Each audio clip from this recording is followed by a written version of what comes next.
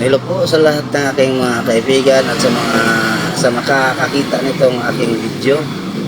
Lalo na diyan sa lugar na kung saan naroroon itong aking munting tahanan. Kaya ko pala ito ibininta guys dahil mayroon po kaming babayaran na buhis sa aming lupa sa probinsya. At sayang naman na napakalaking lupain din po iyon.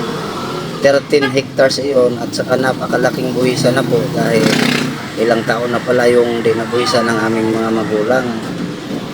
Kaya ko ito ibibinta, pilit kong ibibinta dahil sinabihan na po yung mga kapatid ko doon sa aming probinsya na kapag hindi daw kami nakabuhis yung buwan,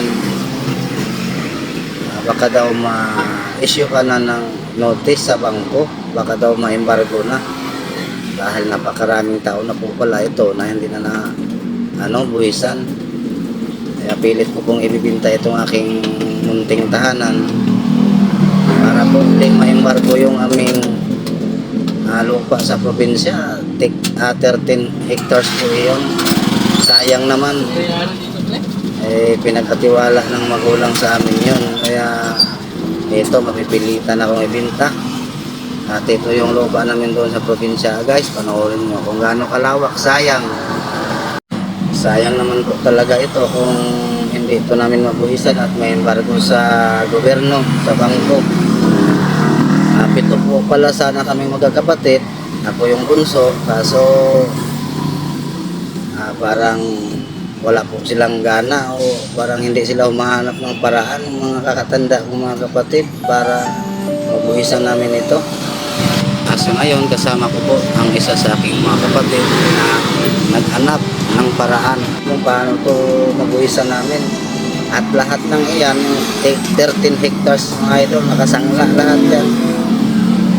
Siguro kulang 300k kasama na doon ang buhisan.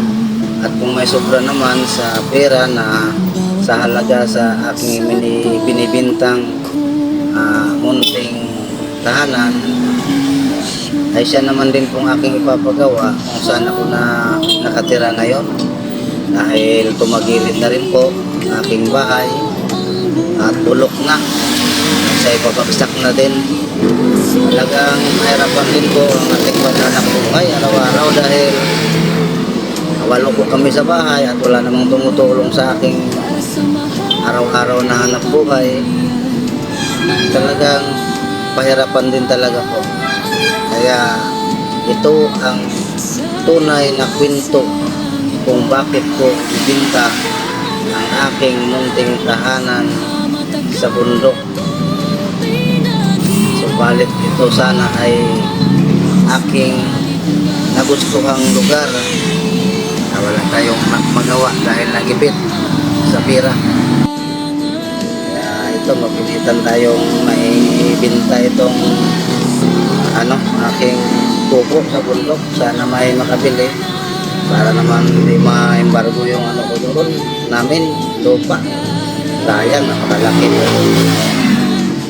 Ay yung mga kapatid ko rin naman, katulad ko rin wala. Ay sa tingin ko ito na lang kasi hindi naman sila naghanap ng paraan kung paano namin ito mabayaran. Panoorin nyo guys kung gaano kalawak yung lupa namin sa probinsya. At hindi lang yan, 4 na area yan, isang area pa lang itong inyong makikita ngayon. Panoorin nyo guys. At saka pala guys, huwag niyong kalimutan na paki-like and share para marami makakakita sa ating ipinopost na ibibintang munting tahanan. Para naman ay mabilis naming mabayaran yung aming buhisan doon. Salamat guys sa inyong pag-like and share. Tahimik ako, nangangarap para sa kinabukasan. Ngayon ay kailangan kong bitawan ang lahat-lahat.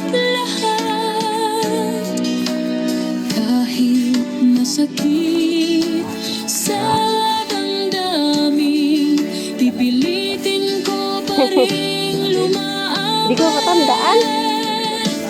pwede